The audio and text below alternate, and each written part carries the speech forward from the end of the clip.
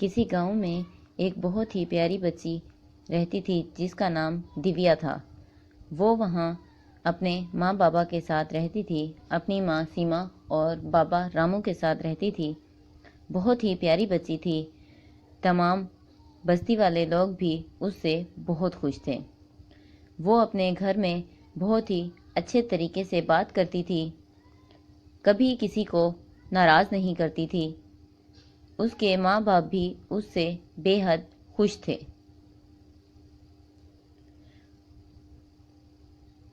जैसे जैसे टाइम गुजरता गया, सीमा और दिव्या और रामू अपने घर में ज़्यादा खुश होने लगे और दिव्या भी बड़ी होती जा रही थी। एक दिन उसने अपने बाबा रामू को बोला कि मुझे तो कहीं घूमने ले चलें।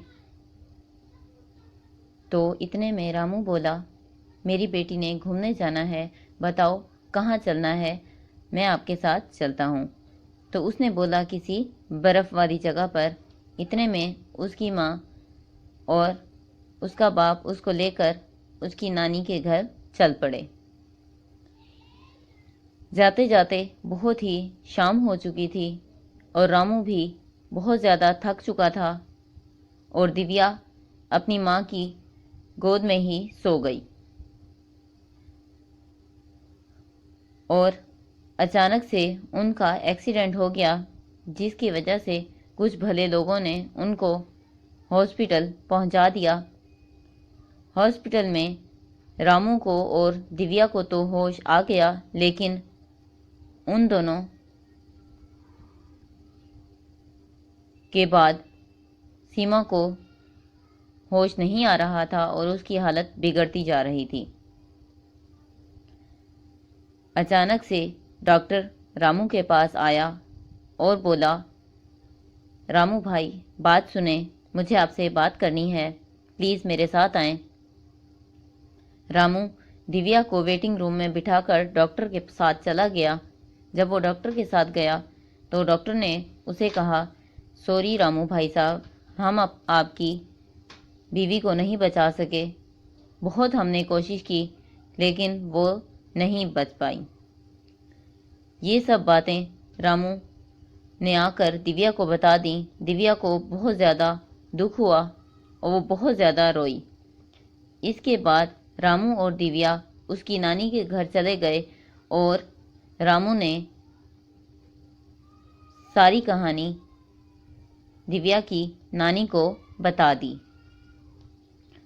तो नानी ने कहा, इतने में रामू को उसकी सास कहती है कि बेटा अब हम क्या कर सकते हैं, अब इस बच्ची का ख्याल कौन रखेगा, दिव्या का ख्याल कौन रखेगा। रामू भी यही कहता है, हाँ माँ जी, मैं तो सारा दिन काम करता रहता हूँ और दिव्या की मुझे बहुत ज़्यादा फिक्र हो रही है, तो अब आप बताएं मैं क्या करूँ।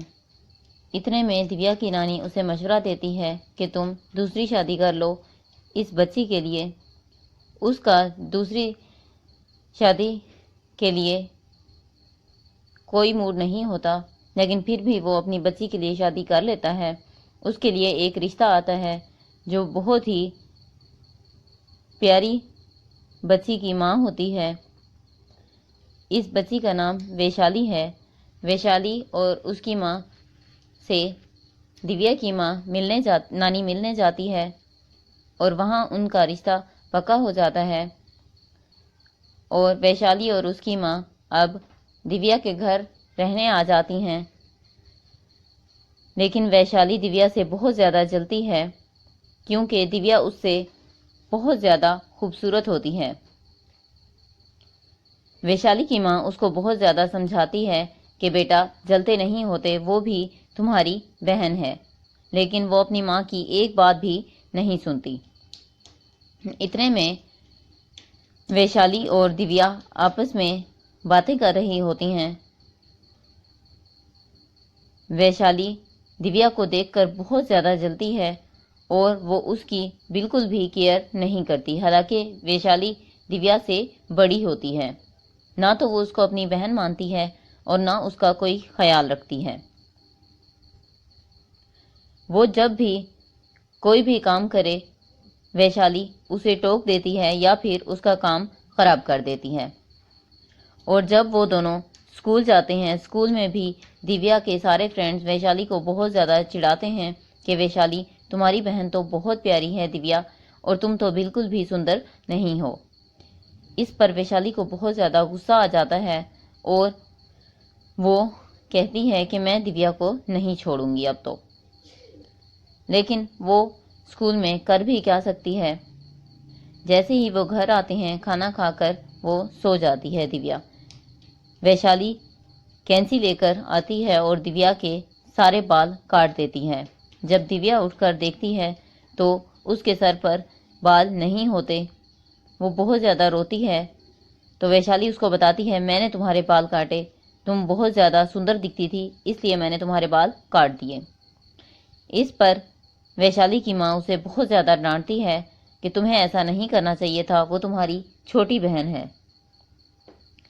वैशाली को ये करके भी सब्र नहीं आता, इसीलिए वो दिव्या को लेकर पहाड़ी के पीछे चली जाती है और उसे कहती है, आओ मैं तुम्हें वहाँ बहुत ज़्यादा प्यारी प्यारी तितलियाँ हैं जो मैं तुम्हें दिखा सकती हूँ। लेकिन वो नहीं जानती, दिव्या नहीं जानती कि ये आगे क्या करने वाली है। वो दिव्या को वहाँ से ले तो जाती है, लेकिन वहाँ पहाड़ी पर जाकर वो दिव्या को पहाड़ी से नीचे धक्का दे देती है, जिस पर वहाँ दिव्या की मौत हो जाती है और वो चुड़ैल बन जाती है। और घर आकर वैशाली बताती है कि दिव्या का वहाँ पाँव फिसल गया, जिसकी वजह से वो नीचे गिर गई। दिव्या का बाप बहुत ज़्यादा रोता है और कहता है, अब मेरी बेटी कौन बनेगी, अब तो मेरी बेटी सिर्फ वैशाली ही रहेगी। और वैशाली इस पर बहुत ज़्यादा खुश होती है, लेकिन उसको अपनी बहन की कमी महसूस हो रही होती है। जब वो स्कूल जाती है तो स्कूल में भी बच्चे उसे, उसके फ्रेंड्स कहते हैं कि वैशाली तुम्हारी बहन बहुत अच्छी थी, हम सबको बहुत दुख हुआ तुम्हारी बहन का। वैशाली वैसे तो वो दिखा रही होती है कि मैं बहुत ज़्यादा नाखुश हूँ, लेकिन दिल ही दिल में वो बहुत ज़्यादा खुश होती है। दिव्या ये सब कुछ छुप छुप कर सुन रही होती है, लेकिन जब वैशाली घर जाती है तो घर जाते हुए भी उसे अपनी बहन की कमी महसूस होती है और वो अपनी माँ से कहती है कि मैं अपनी दोस्त के घर चली जाऊं अपना होमवर्क करने। तो उसकी माँ कहती है, ठीक है चली जाओ, लेकिन जल्दी वापस आना। इतने में वैशाली घर से बाहर निकलती है और वो उसी पहाड़ी पर चली जाती है और वो वहाँ जाकर बहुत ज़्यादा रोती है और अपनी बहन से माफ़ी मांगती है कि मैंने बहुत गलत किया, अब मैं तुम्हारे पास ही आ रही हूँ, मुझे तुम्हारे साथ ऐसा नहीं करना चाहिए था। जैसे ही वो छलांग लगाने लगती है तो दिव्या की सारी शक्तियाँ उसे वापस खींच लेती हैं और दिव्या कहती है, तुम मेरी बहन हो, तुम्हें ऐसा नहीं करना, तुम मेरे मम्मा पापा को के साथ रहना, उनके साथ खुश रहो।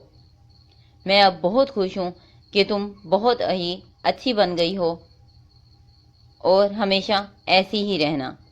दोस्तों, अगर आपको हमारी वीडियो पसंद आई हो तो हमारे चैनल को सब्सक्राइब ज़रूर कीजिएगा और वीडियो को लाइक ज़रूर कीजिएगा।